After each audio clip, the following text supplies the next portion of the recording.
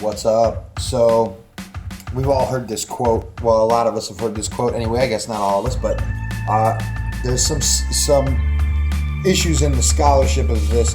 The quote is, "Government is not reason. It is not eloquence. It is force." Yada yada about it being a servant and a master. That part's really irrelevant. But that first part of that is true. Government is force, essentially. You might say government is the institution that manages society, or the group that decides all the rules, or the system that makes and enforces rules, and yada yada yada. But all of that still is based on force. You cannot enforce something without force. When it comes to stuff like this, anyway. I mean, you could enforce ostracism without force, but it's not really kind of like the same concept that we talk about in so-called law and political science and criminal justice and things. But so we're talking about physical force, the threat of physical force inflicting physical pain and harm on another.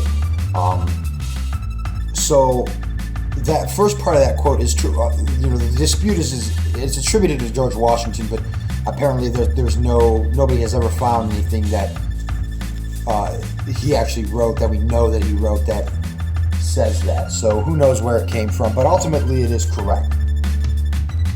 That first part anyway. The second part doesn't make any sense because it can't be a master and a servant at the same time.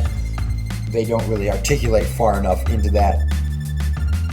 But, government is violence. That is how it operates. It issues a threat called law, which says you either must or must not do something, and it threatens you with force for disobedience.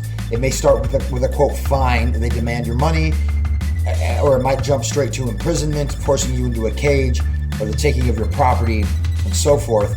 But all of it is backed by the threat of physical force for disobedience. If you disobey, we will ultimately club you into compliance, or shoot you if you defend yourself. So, if you disobey even non-violently, they will literally use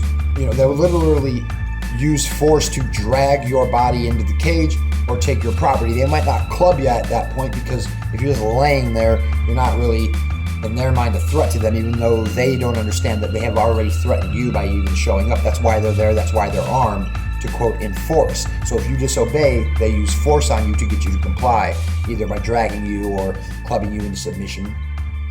And so if you do defend yourself from their violence as they're enforcing their laws, they will use lethal force and have no issues about it, because their belief is that we're all supposed to obey the law, and the state is justified in using physical force to enforce what they call the law.